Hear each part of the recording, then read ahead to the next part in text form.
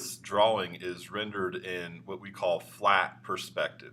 And flat perspective is basically just focusing on shape rather than form. So if you look at the rectangles and the art utensils that are in this drawing, you only see the front sides of those things. You don't see the right side or left side or top or bottom. It's just the front. So this is what we call flat perspective. And the reason that we were drawing in flat perspective is so that we can just focus on basic shape. That's all we're looking for is basic shape. So your drawings should only show the front sides of the objects.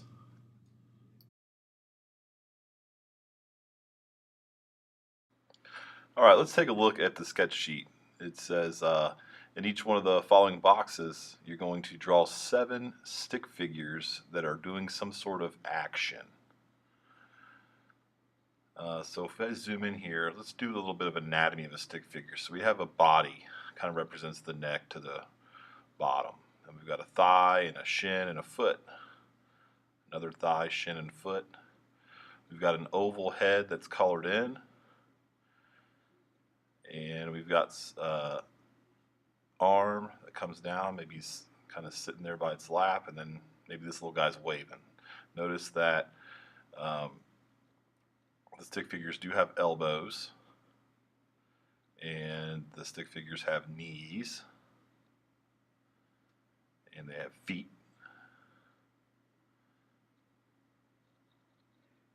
And their hands are sort of ball shaped.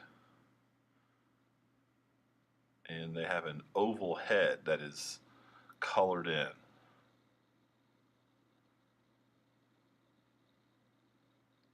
Oval, colored in. Let's go ahead and draw a few more. I'm going to pretend that this one's like a circle's like a balloon, and this little stick figure guy is kind of dangling or hanging from the string of the balloon. Maybe we'll put another one over here. It looks like this guy is actually holding up a ball.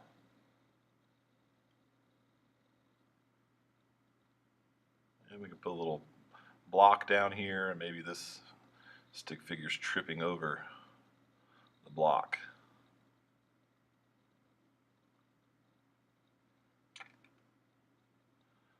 So 7 stick figures in action in each square.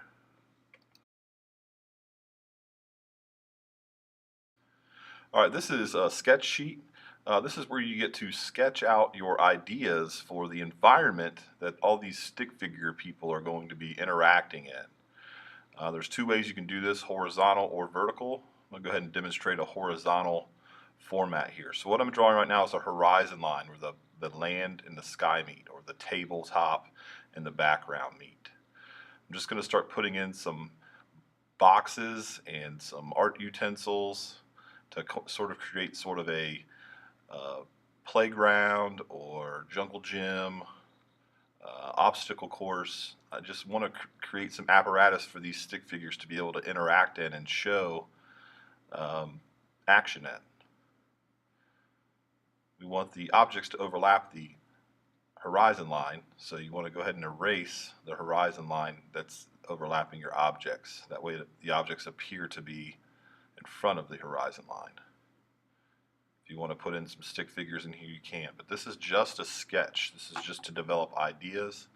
It doesn't have to be nice and neat and nice and perfect.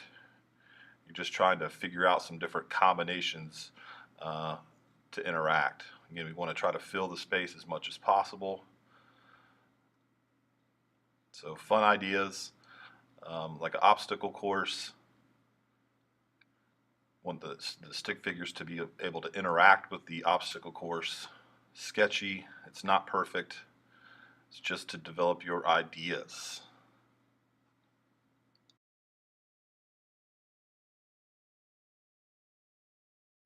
Okay, so once we have finished sketching, you're ready to basically start drawing on the final version on white paper. So I'm going to start with horizon line about 1 inch up off the bottom of the paper.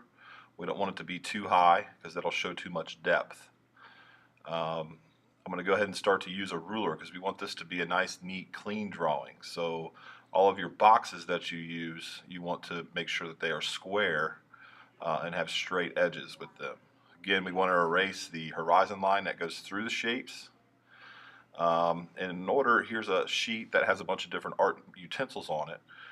And the easiest way for us to get these onto our drawing is to use the transfer process. So I'm basically just going to flip this paper over, and I'm going to rub pencil all over the back of the item that I want to use. Get a nice coat, and I'm going to go ahead and flip this back over and place it where I want it on my drawing. And I think the paint cup can go about right here. I'm going to trace the front, try to trace it accurately.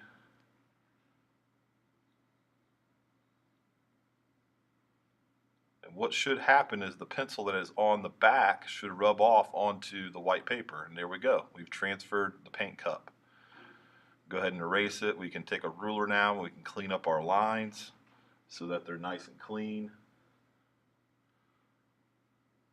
Add some little details in there. You want to repeat this process of drawing boxes and transferring art utensils to fill the space in your drawing. Once your drawing is completed, you want to outline with an outlining pen. Anytime that you have any sort of a straight line that you've drawn, you always want to use a ruler when you outline as well. It's really difficult to draw a straight line without a ruler. So you're going to see that I'm taking my ruler here. I'm being extra careful to draw nice, clean, neat, straight lines.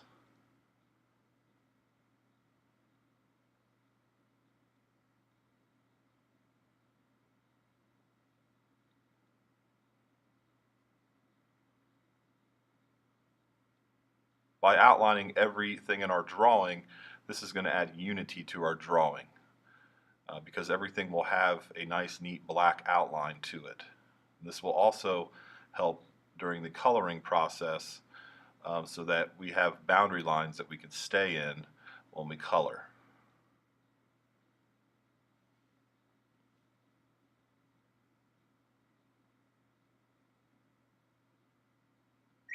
You want to apply the outlining pen to everything that you've drawn on your finished drawing here.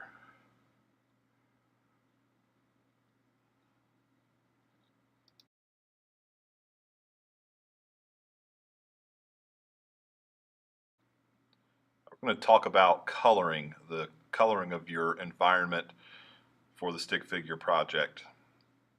This is a coloring worksheet, and basically what it's saying is that you're going to practice layering colors with colored pencils.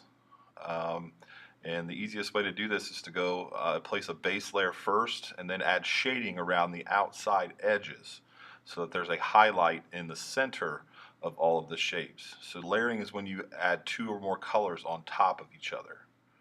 Okay, we want it to be soft and not waxy, so you want to use light to medium pressure. And shading is when the color fades from dark to light, so it's dark on the outside edges and light in the center. And if you need a visual reference, you can refer to the example. So the way that I start this out is I start by putting a base layer of a color. Notice my strokes are really close together and not far apart. There shouldn't be any spaces in between your strokes. If there are, you can always go back and keep your strokes closer together to make sure it's filled nice and evenly. Notice my pencil strokes are also going in the same direction. I'm now going to do what's called cross hatching. So I'm going to go back the opposite direction, keeping my strokes close together, and this is going to make the base layer a lot smoother. Just putting an even coverage on the actual square or rectangle. And it might help to go over this 2, possibly 3 times in order to get it nice and smooth and even.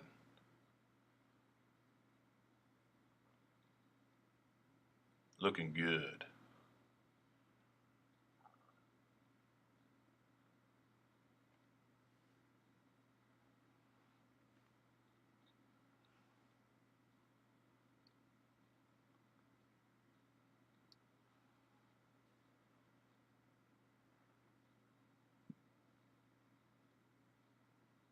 Next, we're going to layer a color. So remember, layering is where two or more different colors are placed on top of each other. So now I'm going to take a red colored pencil and I'm going to shade the red over top of the orange base layer. And I'm just pressing a little bit firmer on the edge and I'm trying to fade it out as I go towards the center of the shape. So I'm easing my pressure off as I move towards the center. Over here on this side, I'm pressing a little firmer on the edge, and then as I go towards the middle, I'm easing the pressure off. Again, I'm keeping my strokes very close together and in the same direction. Basically what this is doing, this is adding kind of a shaded edge just to add some depth and dimension to our coloring.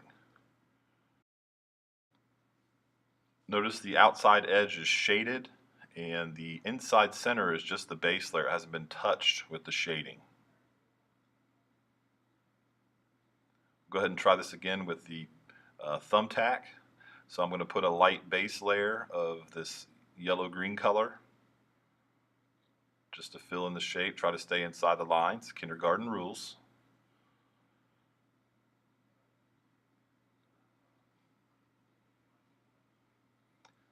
And then I'm going to take a darker green and I'm going to add the shading to the edge. So it's darker on the edge and it fades to light in the center of the shape so that we get a little highlight in the center.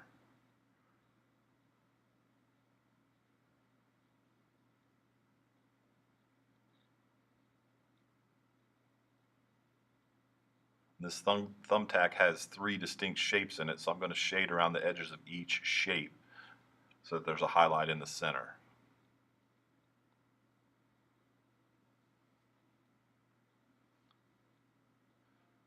And lastly, let's apply some color to the paint cup. This is supposed to mimic a little clear plastic cup with paint in it. Again, I'm going to put a light layer of green on here. I'm going to use the crosshatch method just to smooth my base layer out.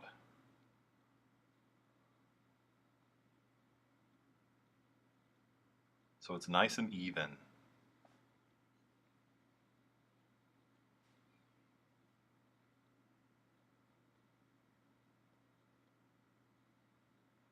I'm going to take a darker color, in this case it's dark green, to add a shaded edge, fading it from dark to light in the center.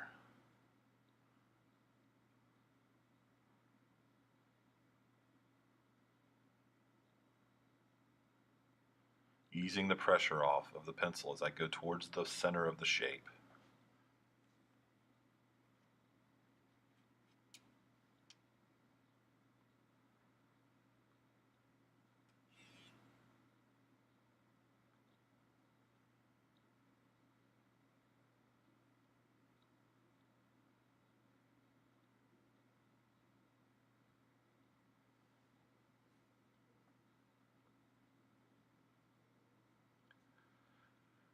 So you want to apply the base layer and shaded layers to your entire drawing, every shape that is in your drawing.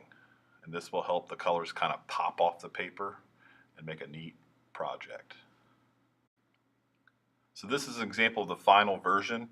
Notice that all of these squares and rectangles are all shaded. They have a base layer and they're shaded darker on the outside edges. All of the objects also have base layers and they are shaded dark on the outside edges. As you can see, the color really pops off the paper and creates contrast and the illusion of depth and form.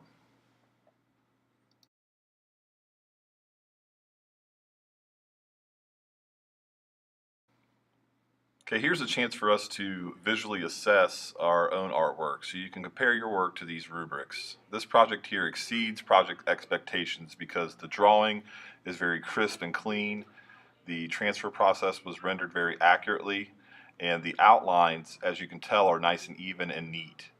The coloring is phenomenal. Base layers are nice and smooth, and the shading is nice and even around all of the edges. This is an example of projects that meet expectations. Again, nice drawing, fills the space. The outlining looks pretty even for the most part. When I look at their base layers are pretty smooth.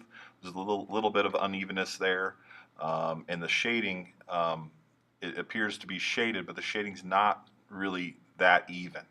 The edges could be a little bit darker. And this is an example of a project that does not meet expectations. If you notice the drawing, we can tell that a ruler was not used on the drawing nor the outlining.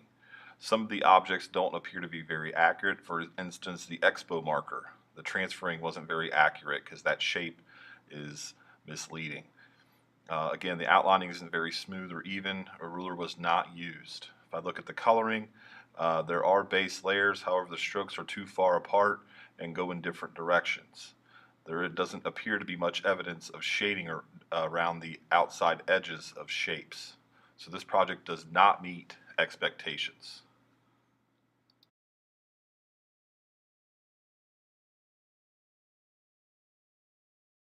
This is an example of the grading rubric. It's broken down into 4 sections. The first section is requirements.